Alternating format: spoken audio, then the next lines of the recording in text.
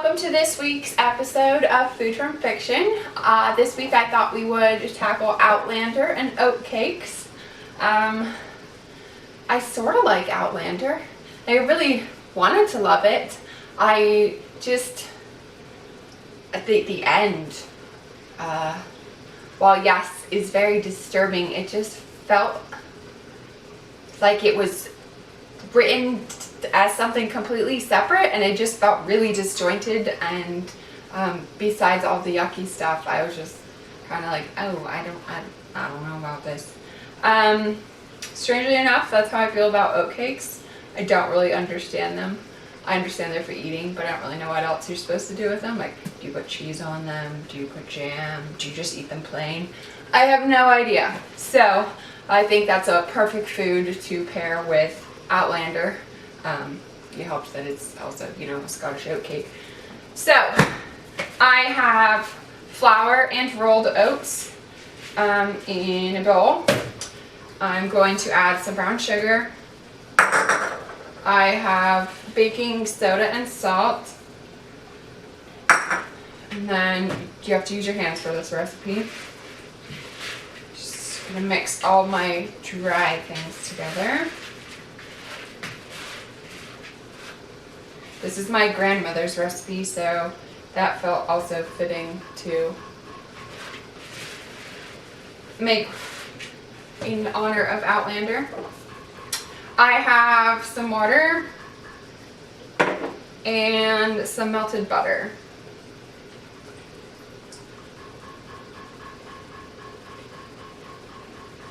Now I just mix it all up.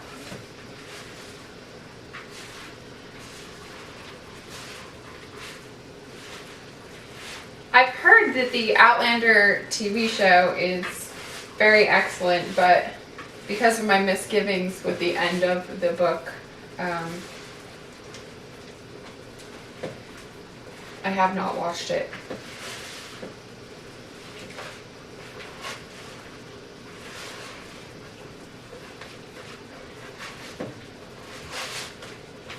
Actually, I think I have more misgivings about Outlander, but I'm really glad a lot of people like it. I think it's well written, and I think it's a great idea and the premise.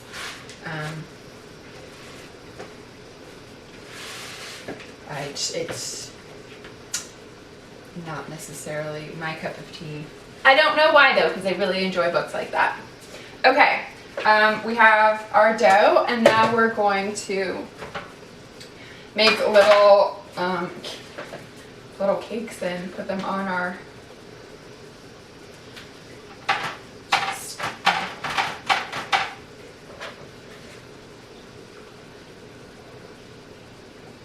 I often end up reading really trendy popular books and not really understanding what all the fuss is about. So this is probably a me issue and has nothing to reflect on Outlander. If you enjoy the epic saga kind of thing, or if you enjoyed like Game of Thrones, or I don't know, there's a lot of historical fiction that I think it's similar to it, and clearly a lot of people just adore it, so give it a shot. If you have read it, please tell me what I'm missing. Maybe I will try again. Maybe it was just a frame of food thing. That happens, I find, with books. Sometimes you try to read them and it's just not happening, and then you go back and you're suddenly in a different frame of mind and it clicks for you. Maybe Outlander's like that for me.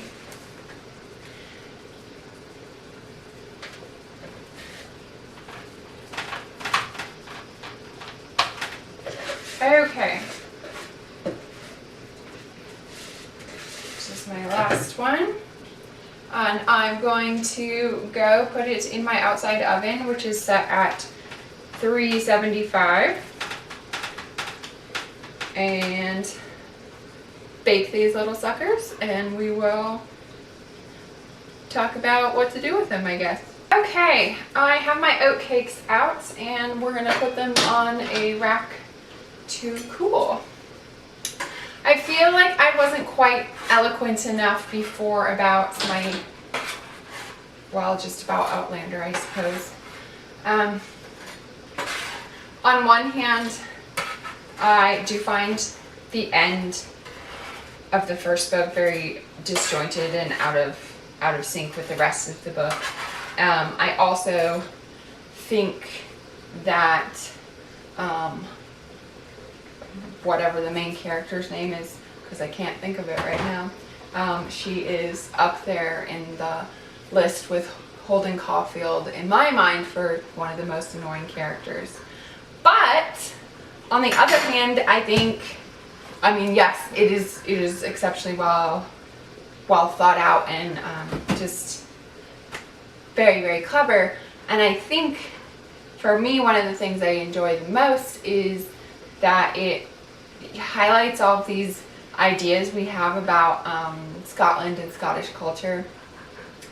And whether they're real or not, in this country we have ideas that this is what it means to be Scottish, this is what it means to be Scottish American. And I think this book does a really good job of bringing all of those images and symbols into play in order to build up this fantastic land in your brain that may or may not actually be Scotland or Scotland of the past.